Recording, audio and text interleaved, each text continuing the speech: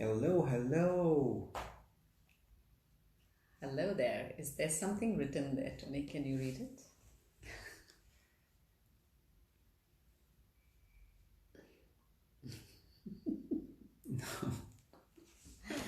Okay. Maybe she Let me put the come a lights little off. closer. Put the You're lights telling off. your followers that you're started live. Okay, hold on. We're telling more followers. Okay, we're hanging on there. We are here. Just join us when you see us come on. When you're ready. All right, we've got Christine's on there. Yes, yeah. Hello there. Good morning. Hello. Good afternoon. Good evening to everyone. Yeah, good morning to Vero Beach. Right. Okay. So we just wait for some other people to join us before we start today's Seeds of Thought. And we look forward to a nice discussion on this very interesting topic for today. Yep, we also look forward to comments and suggestions and your take on the subject. So Yeah, that true self, that question don't hold back.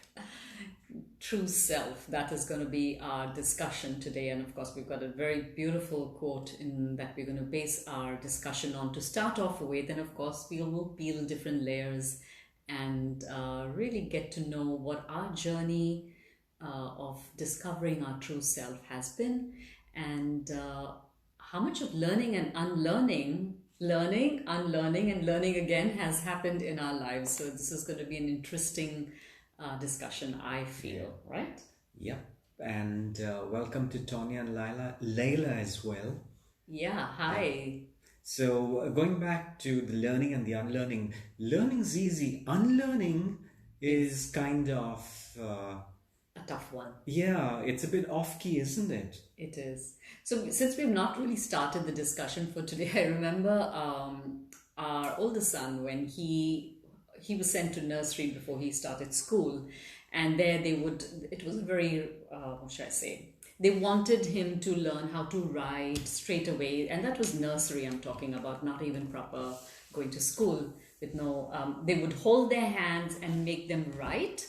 And so our older son really didn't like the idea of being forced to do something. And then when he started kindergarten, bless, that school was so wonderful that the first couple of months they were asked to just tear paper and mess around. There was no writing around. And I remember him telling me, this is fun. I like this, where I can just use my hands and do whatever I wish to, and no force learning of writing. So that's exactly what we were talking about. So he had to, bless him, learn, and then he had to unlearn pretty much early in his school life.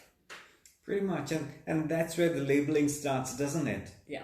Oh well. It could start earlier Yeah, than that. it could start earlier than that, but then that's where I think the conscious labeling, as far as the kids are concerned, Yes. begins. Yeah. Okay, so I think we could share the quote, and everybody's read it on our post, but it's always nice to have a good reminder of what we're going to be basing our discussion on today. And that is, can you remember who you were before the world told you who you should be? So that's by Danielle LaPorte. And it is true, right? We tend to forget who we truly are because we are so busy learning what the world wants us to believe who we are, right? So go ahead, Tony. So it all comes down to expectations, isn't it? Yeah, expectations from everybody. External expectations, to be honest. But there are two ways to look at it. Mm-hmm. The labeling that society puts onto us, or the boxes that we get put into. Yeah. Now, there's nothing wrong with it. Just to just to set the record straight. There's nothing wrong with that, because at the end of the day, there's a whole side of us that must conform. True. And conforming doesn't necessarily mean you're giving away your power, or you're giving away who you are, or any part of who you are. We're all identified by some of these boxes or some of these labels that we tend to be in. And that comes from the expectations. Yeah, the expectations that society puts on us. When we forget about who we are, whether I'm a doctor, or I'm a lawyer, or I'm a sportsman, titles. These titles are necessary for us. Okay, because it helps us. It helps us in some way to plot our life and to take our life forward, to help us to grow. But there's another side of the labeling aspect. There's another side of this, of what goes into the box and who goes into the box, or rather what goes into the box and who comes out of it. Yeah. And that's the very personal, the very deep down side of us. If we're all going to be evolving over time, how can we label ourselves? If we're continuously growing, how can we label ourselves? How can we define who we are? The definition of me being a doctor, or a pilot, or a proctologist, all the things. Yeah. No disregard to any. We've got to have a little fun, right? So, what was I saying? Labeling. So these labels, or these boxes that we put ourselves into, are linked directly to that specific time in our lives. But in our deeper evolution state, it's very difficult to define who we are, and it's very difficult for us to label ourselves. Yeah. I mean, I like to think of myself, I'm a free spirit in the human body. Unfortunately, I pay taxes. So, so there comes the question mark. So that's the duality of our humanly journey, right? Mm-hmm. On the one hand, and that I truly believe in this, that we are spiritual beings on a humanly journey, and not vice versa. We're not human beings on a spiritual journey. So it's not like we come to learn our spirituality here. It's ingrained in us. It's a huge part of us. But we come to learn with that amazing spiritual essence that we have within us in the form of human. And the third dimensional human life, I guess, needs a little structure. And therefore, I think we have these titles and roles and attachments. As long as we don't get so bogged down by them that we don't see our spiritual essence anymore. I think that's what I believe it should be. So there should be some sort of understanding that I'm more than doctor, teacher, mom, father, so on and so forth, brother, sister. These are all roles and titles. Yeah, they're all roles and titles, and it all depends, again, and I go back and I like to take it back to how we see ourselves personally evolving, on our life path. And if we define ourselves by these external titles, does that inhibit our growth? Does that inhibit our personal evolution? Are we just happy to stay where we are? Do we see the path opening for us to continuously grow, to learn? We might even come to that phase where we have to unlearn some of the things and learn new things to grow. So again, what do we do? Do we just stay in that box and be comfortable? Or do we strive for more? I think each box allows for growth. Mm-hmm. In each role, in each title, there is growth. Okay. So I think this is how I'm thinking right now, is would I resist being the different roles and roles and titles I have? No. But I see that I have the potential to grow in each of them through life's experiences. Right. And so your question was, should we be happy in that box? or should we allow ourselves to be unboxed? Should we allow ourselves to be unboxed, or why do we even have the mindset that Of boxing ourselves. of labeling ourselves and just conform to what society or what other people expect of us. So we then have to weigh up our expectations versus our need for personal growth, for our own evolution. Yeah. So that, like I was saying, each box or each title allows you to grow spiritually also, which gets sort of like, if you have to visually see a box of beings, let me just use that as a mother, okay? But in my box of motherhood, I grow spiritually also, and that goes in and adds value to my spiritual essence. Right. So there has got to be a number of different aspects that allow us to explore, to extend Yes. ourselves. Yeah. And I, in prep for this little discussion, I had a number of questions around which I felt we would be beneficial for us when we learn how to define ourselves. And I'd be very interested in some feedback from our viewers, how they see it, how they perceive these particular questions. They're rather simple, and how do these questions impact in your personal life, and how has it helped you to grow? Okay. So one of my first questions is, and this is something that you were discussing earlier, is how do I respond when the going gets tough? Right. Absolutely. So yeah. It's all about character building, isn't it? Yeah. Yeah. How you show up, how you respond, how you react when there is a particular situation in life. Right. Yeah. Like, say, the situation that we're all in at the moment. Right. It's COVID, we've got health concerns, we've got job security concerns, we've got financial concerns. We've got the duty of responsibility to our family concerns. Right. And I think that's, again, your entire life's experiences, whatever you learned and whatever you've unlearned to discover your true self, will help you to deal with different life conditions or situations.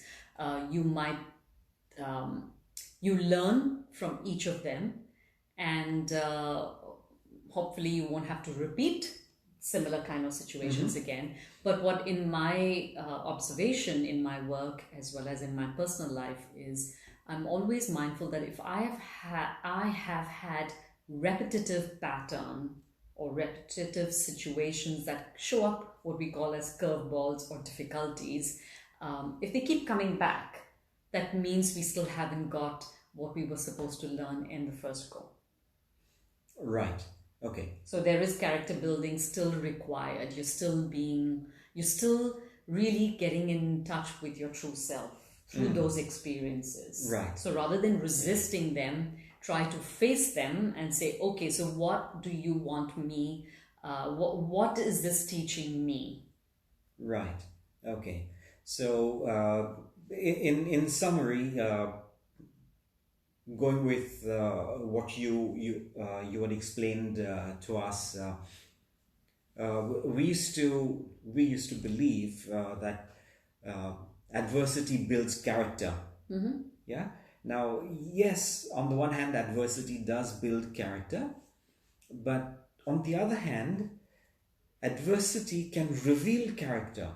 Yes, absolutely. So the character that's deep down can be peeled away by adversity. And the flip side of the coin is that even when the going is good, your character can be revealed. It's how gracious you are when things are good. Both ways. How positive you continue to look at life when the going is good. Yeah. Yeah, Absolutely. and that brings me back to my next question. And whose voice do you listen to? Because we know for a fact that not everyone might have our best interests at heart. Right. There are people who would be critical of you, jealous of you, who, Concerned for you that you don't have the capabilities to handle something. well, yeah, and I think some, they believe that you don't. correct, Yeah. they just might believe, or they just might believe that in being critical of you, they have your best interests at heart. Yeah. Yeah. So, however misguided that is, Yeah. but at the same time, you also have people who want the best out of you. Yeah. Who And encourage who you to. encourage you to move forward and encourage you to pursue your goals and your objectives and your dreams. Right. Yeah. Yeah. And then you yourself, including me and including Vandana, we all have the same voice. We have one voice saying no, and the other voice saying yes. Yeah. So, Who do you listen to? which voice do you listen to? So it's. Now, Yeah, go ahead. No, Yeah. go for it. Yeah. there's an old Cherokee Indian little story about this father, this warrior father, who was narrating to his son, and he said, "Inside of us, there are two wolves." Let me say that again. There are two wolves, that are Yeah. constantly fighting. Yeah.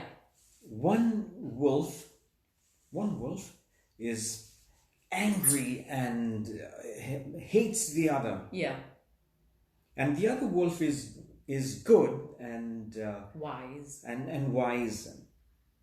But there's still this tussle going on, and the son turns to his father and says, "So which wolf wins?"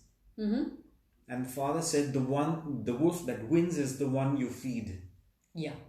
Absolutely. Yeah. So, which voice do you listen to?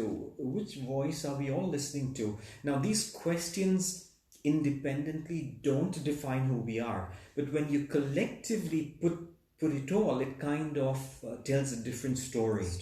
Yeah. And again, it comes down to conditioning, right? If you've been conditioned by culturally or through your experiences to always be careful or don't make, you're more likely to be listening to the wolf who's afraid, angry, fearful, and those, that kind of thing. Right.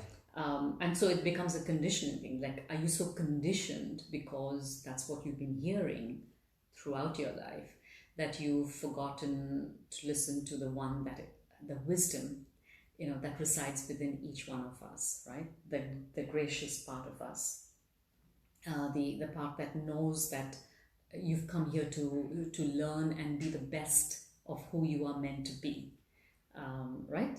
Doesn't this remind you of my chapter, the potential me from the Empowerment Manual? It does. It has the same. It has the same thing. So we have so much of potential in it, and in fact, in that I have put an exercise or meditation where I ask each one to just peel off all the titles and roles and attachments, because most of our goals and our desires are stemming from one of these titles or roles or attachments.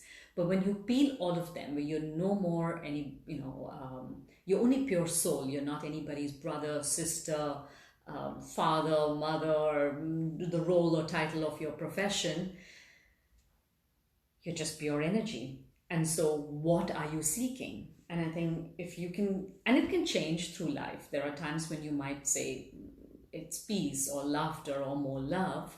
But I think that's the essence of what your soul is seeking through this lifetime. And then when you attach those roles and titles back again to you, it gives you an understanding why you have those kind of experiences of people or titles in your life.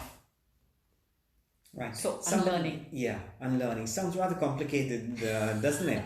But That's it. Okay. Yeah, it just sounds that way. The thing is, we have to put ourselves into the mindset of being willing, and that is the first stage of understanding and getting it all to flow. And having that state of flow is great. When you just get on with with your goals and your objectives, and you make constant progress. Yeah. It's all about wanting to change something. Yeah. Right? The desire, the awareness that this is a part of me that I wish to grow in, or like I want to evolve in it. And once you acknowledge that and you're not in denial, then you have the ability to work and improve rather than someone else pointing it out to you. That's how I think it works for me. And that's fairly key, because not being in denial, or rather being in denial, it comes from this part of our ego that can be an impediment, or when we are in total acceptance of who we are as people, flaws and warts and all. Yeah, so our perfect imperfections. Yeah. Yeah, remember that John Legend song? Which one is that? I can't remember the Backing name. on the words, yeah. Yeah, I can't remember the name of the title track, but I know it's John Legend, and Perfect Imperfections is part of the lyrics. And, right. Yeah. And this phrase has stayed with me. So, and that takes me on to my next question. And my next question is a flow back from the earlier one. Mm-hmm. So when we talk about whose voice do we listen to, the next question is, am I the sort of a person who encourages others, or am I the kind of a person that would put someone else down? So where does that come in as far as my character is concerned? Yeah. Now, this doesn't necessarily need a lot of discussion, because by our very nature, most of us are hardwired to contribute to other people's welfare and to help other people grow. Yeah. Yep. And thank you, Tonya. It is all of me. Perfect imperfections. Yep. Yes. All Lovely. of me. Yeah. That's Loves it. That's all the of one. you. Yeah. Yeah. Thank you. So, So,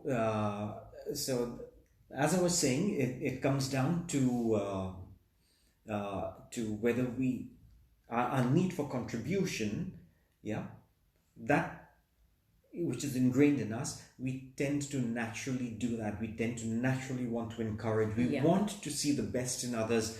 We all love success stories. Yeah. And we all love to be part of a success story. Yeah. Yeah. However, there's also the human side of us that just might not, for a moment, be very gracious or very encouraging or supporting. Yeah. Is it coming out of concern, fear? It could come out of concern, it could come out of fear, it could come out of bitterness. Yeah. And again, as you said earlier, some part of it just might be and it could very well be, it just hit me, it could very well be that person who's bringing the other person down is believing that they're using reverse psychology. I know I've had fair share of that in school, where the teachers were using reverse psychology on me and it didn't work. It went the other way for me, So why do they do that? Why would it be done? Oh, well, you're looking at me is absolutely wrong, because there was no such thing as reverse psychology when I was growing up in school. I mean, it was or else. Oh God. Yeah. Well, but I mean, now life has moved on to such a stage where we have all of this, being politically correct and everything. In those days, I mean, you got to act was part of life, So nobody took it, no one took it to heart. It didn't scar us for life. You think so? I'm sure those memories are in the subconscious Oh, mind. well, I certainly do have not so fond memories of a few Moments of a few moments, yeah. but no big deal. I mean, it hasn't made me a negative person. It didn't make Yeah. I didn't turn out Yeah, bad. it's good for you that it didn't. But then what I'm saying is it could have some scarring for many, Right. And there has to be that unlearning, realizing that just because someone else of authority felt that I was not good enough, that doesn't mean I have to live with that um, type, that conditioning in myself, and that's something that I come across a lot. Yeah. I've come across it in my own life as well as in my work. So a lot of unlearning which gets embedded. Sorry, a lot of conditioning or what is the word I'm looking for? Titles like phrases that you are this or you are that are embedded in our subconscious. Sometimes it's not even being said in those words to you, but as a little child, you perceive the situation in such a way that you feel responsible for when things are going wrong, and it's embedded in your subconscious. And healing that is part of the healing journey. It's huge in energetic work. We tend to use that a lot. So, what your question? So, what was it? When do you encourage people, or do you put them down? Put them down, yeah. And then again, it comes back to which voice do you listen to? Do you listen to your inner voice, or do you listen to what outside chatter or people are saying to you? Yeah. Right. Yeah. And it comes down to how well do you know yourself? Yeah. If you're confident of who you are and what you are paving your way towards, then it doesn't matter what others, whose words you want to be inspired by and whose you feel is not meant for you.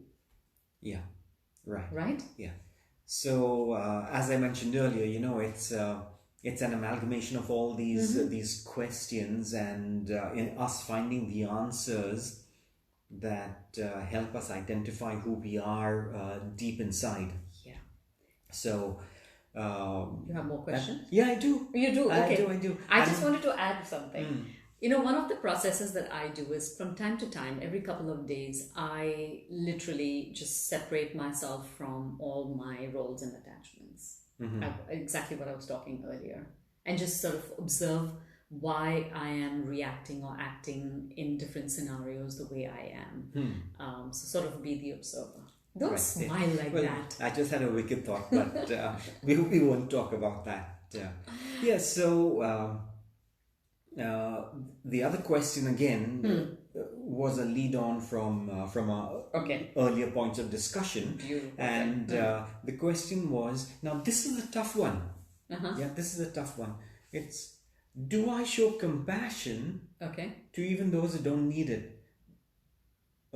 So when I'm annoyed with someone, when I'm angry with someone, or someone is mean to me, do I show compassion towards them? Do I still have empathy towards them? Am I still able to to be loving and kind to them? You're asking. It's I would say yes. It's a tough question, isn't it? Yeah. It's not that it will come instantly, but you have to, at least that's how I see it.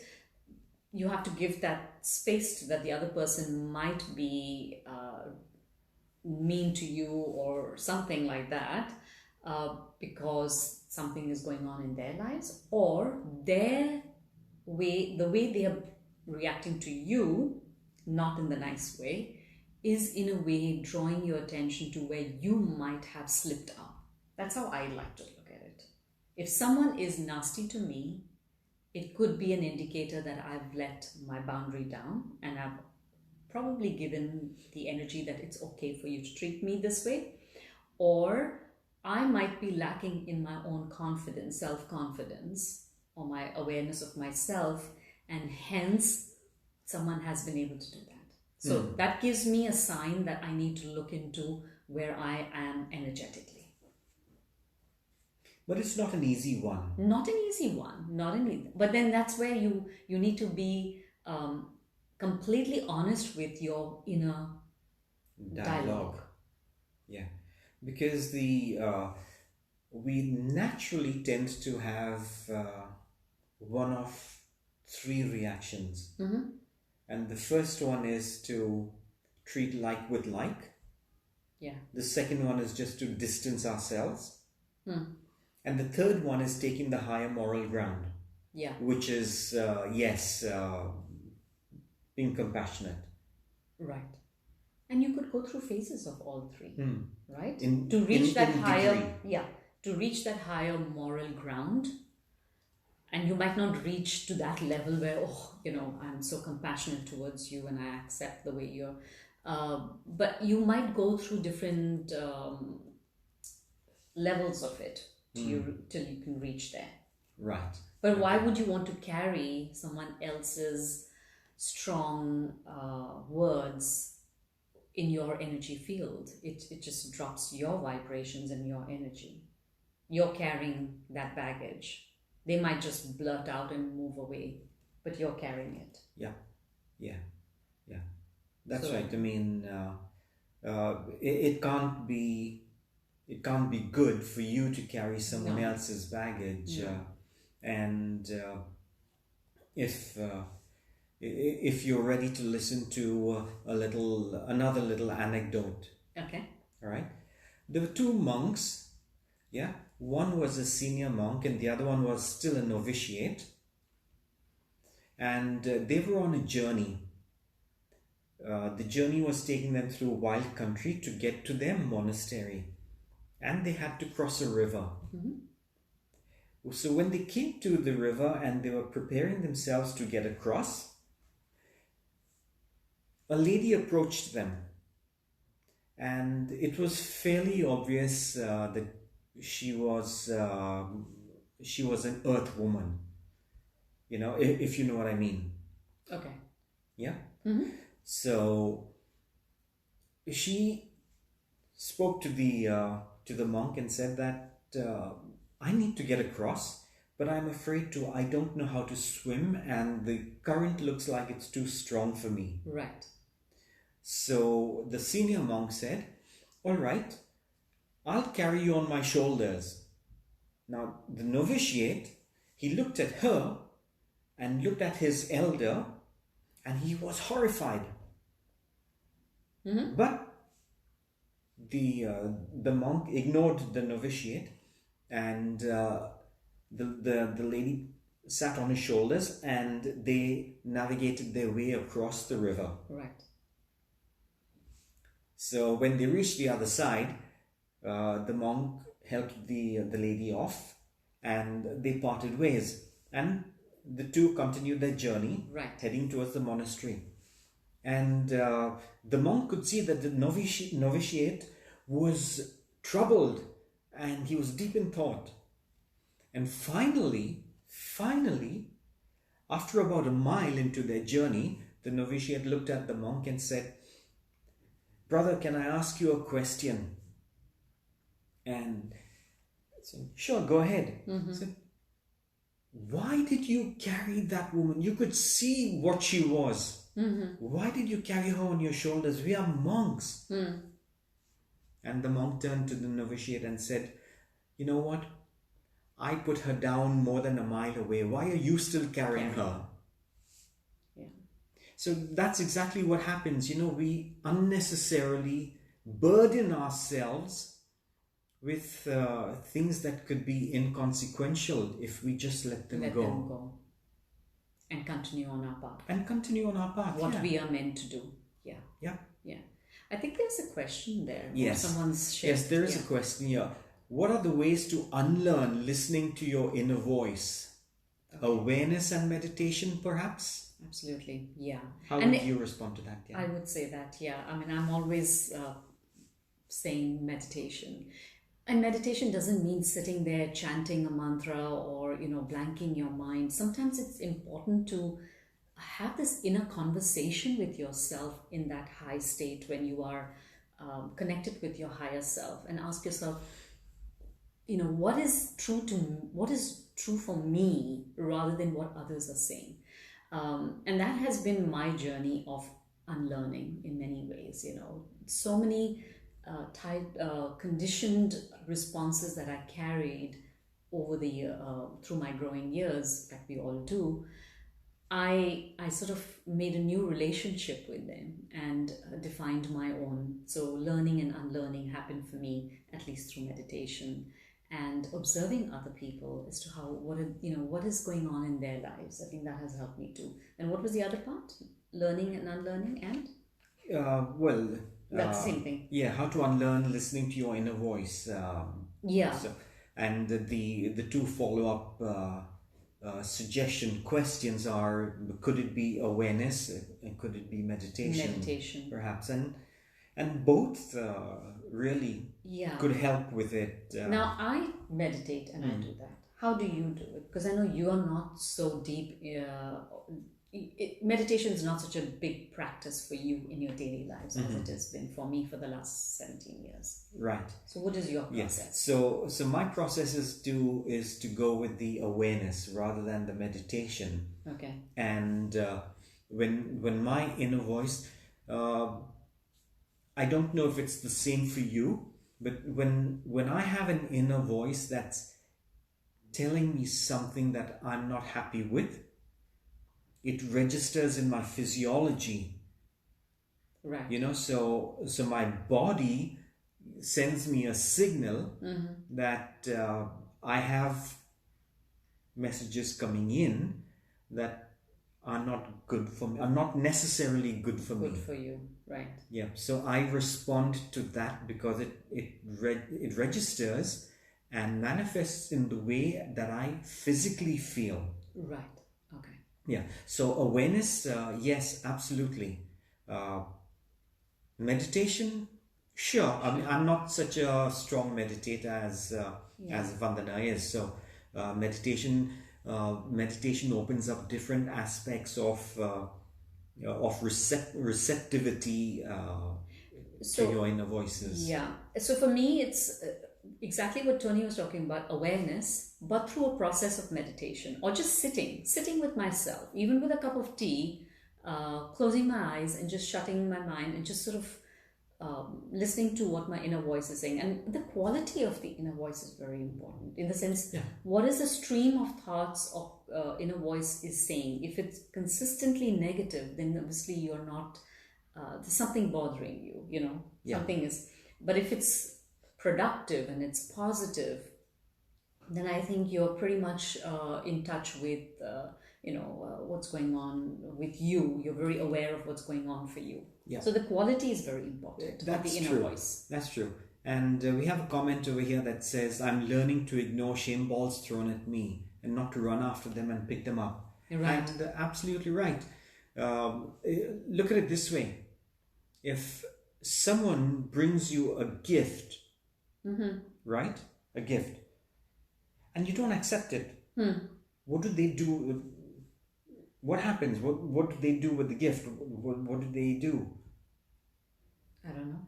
They'll have to take it back, right? Right. Yeah. So shame balls, don't run after them. Don't accept them.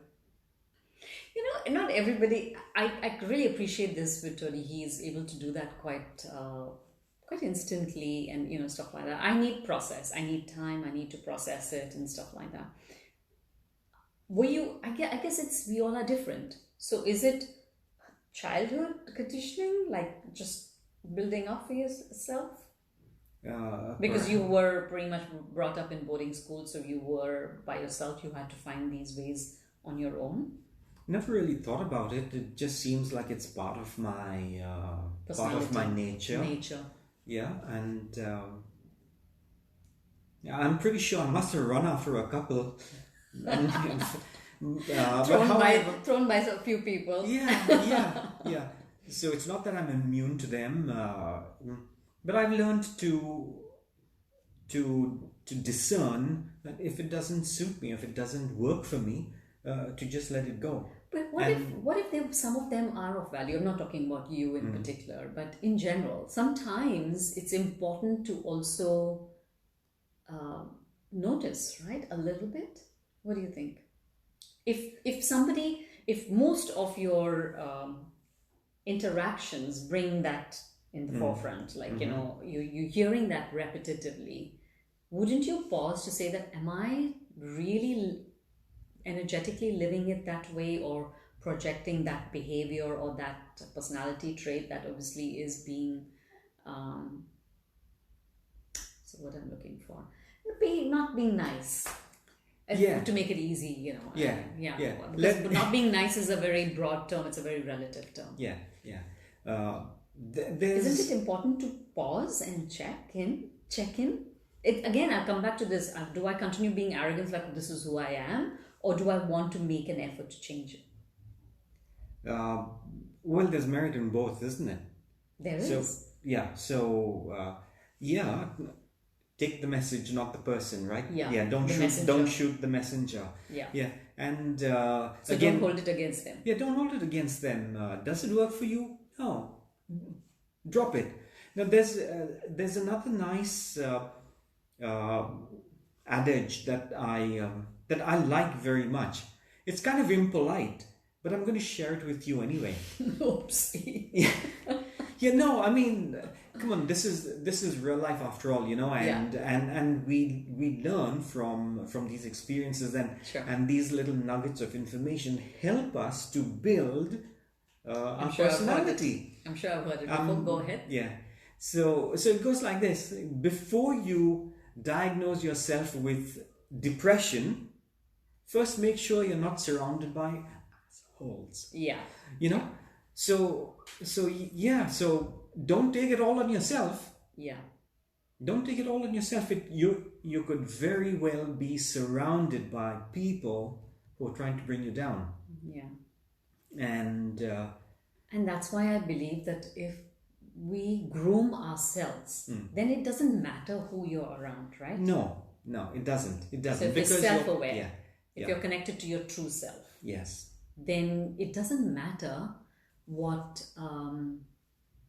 people feel or want to make you feel as.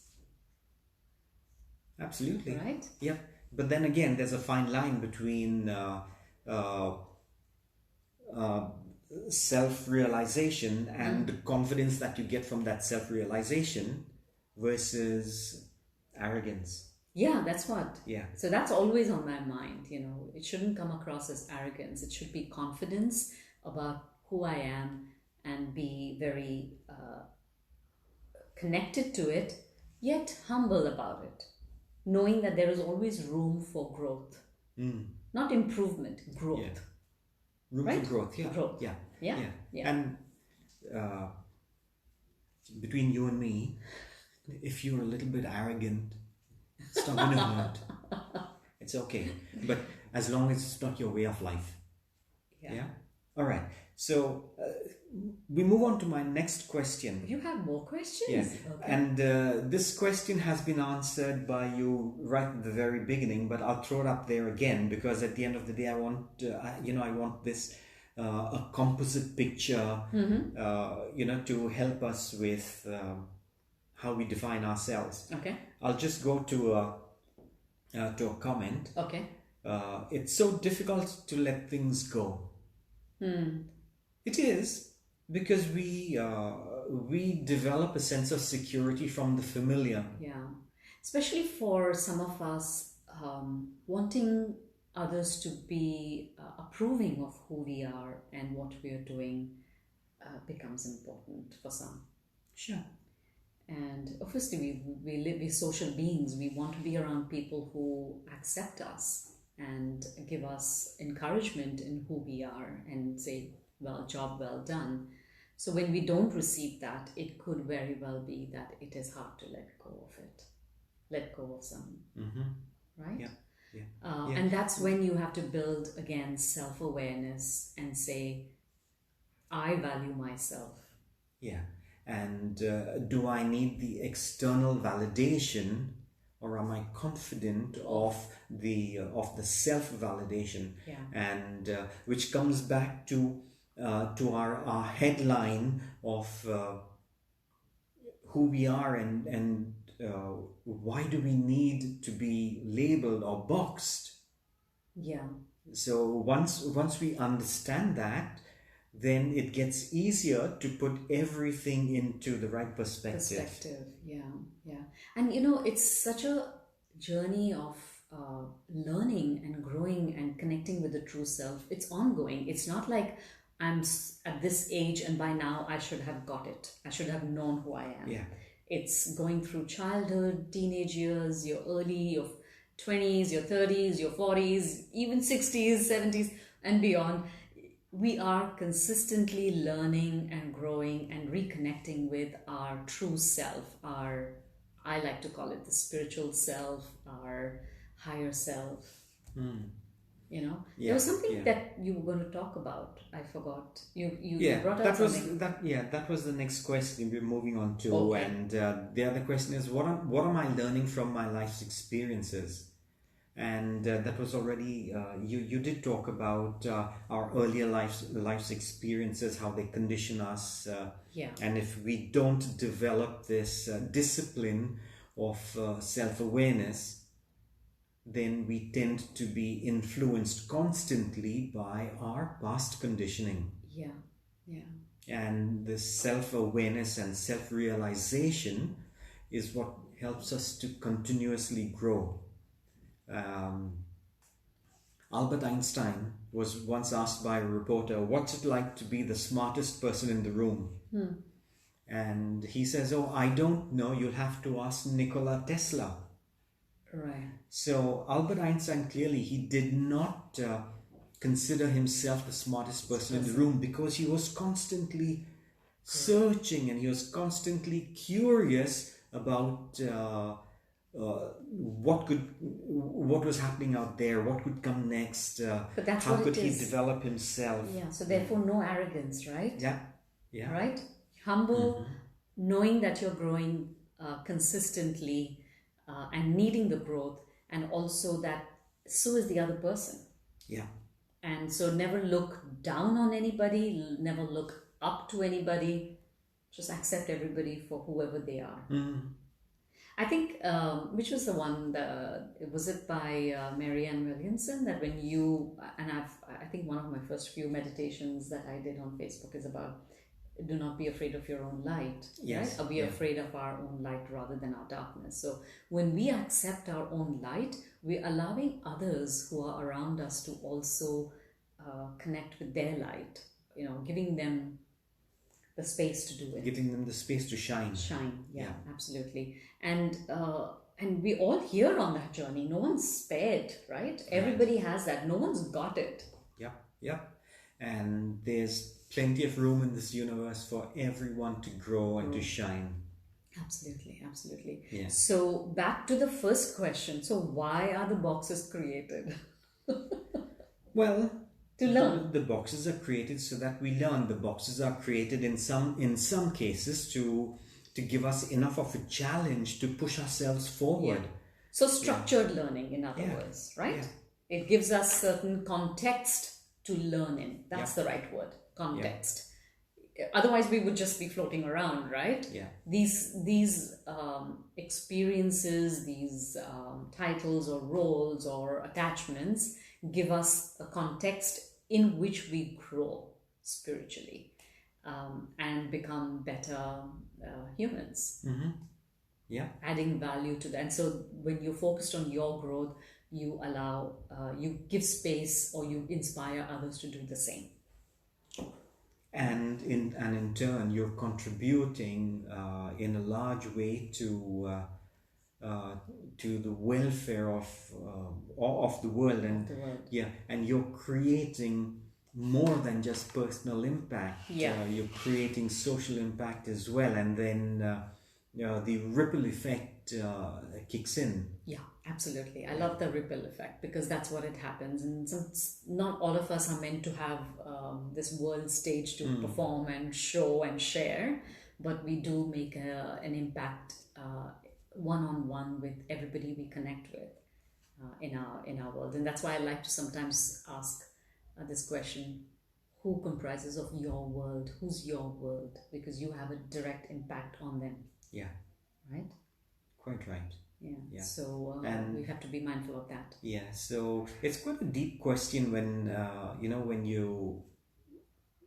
when you ask yourself who comprises of your world or who comprises of my world. It's not an easy question to No. answer. No, it's not. Yeah, and it's probably a question that's worth considering to help give us a nice kind of perspective that will contribute to how we see ourselves and how we see others and what their influence in our lives can be. Yeah, and the reason I brought out the word world is because it's in the quote. Before the world told you who you should be, so the world could be who comprises of your world. You know, Yeah, and what conditioning did your world have when they placed that into your energy field or into your subconscious? And so you have to be mindful of where they have come from. So it's this ancestral conditioning that has been handed down. yeah, right. This was So deep. it was, wasn't it? And it was quite interesting as well. I've kind of run out of questions. You know mean that. you have no more? Well, I did have one. I mean, and that question was in the greater context answered in not so many words, and that was what anchors us. Our faith and our belief. What do we believe in? Whether we believe in a higher consciousness, or we believe in God, or we believe in Mother Earth. What anchors us, and it's quite like we've already got the answer to what we seek to give us a good anchor on on living and growing and evolving. Yeah, absolutely. And that is what I like to ask is, what am I in pursuit of? Like, what am I seeking? It's not about success only.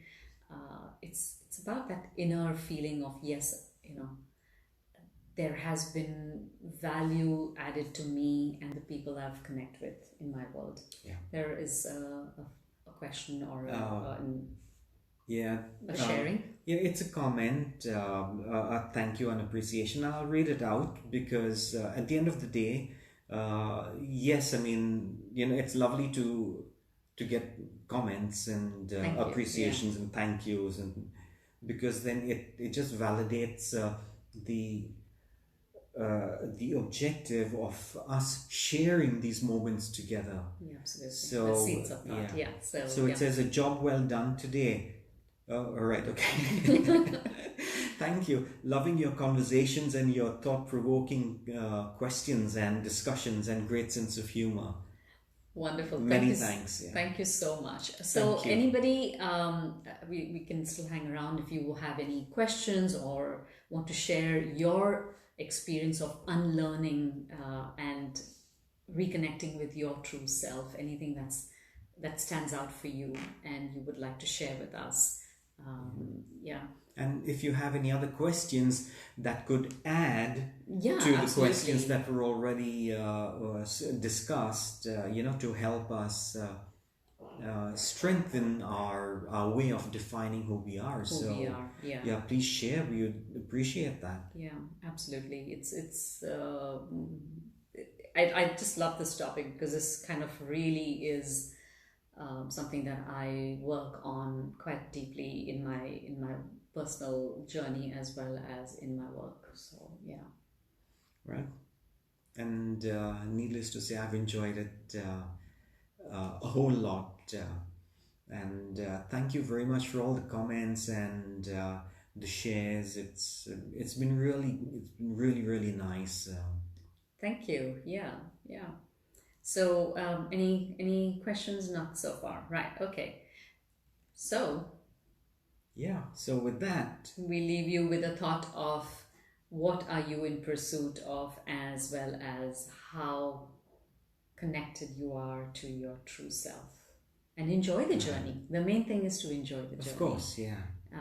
So whatever experiences are coming your way are all about reconnecting, and just not your way, our way, everybody's, is all about connecting back to our true self. And so it needs to be enjoyed and honored and appreciated. Yeah. And yes, to answer the new question, we will be back in a fortnight. So it's not the next Saturday, but the Saturday following. Following, yes. 6 p.m. on a Saturday evening, and we will be here. But I think you need to check your time zone wherever you are. It'll be 6 p.m. GST.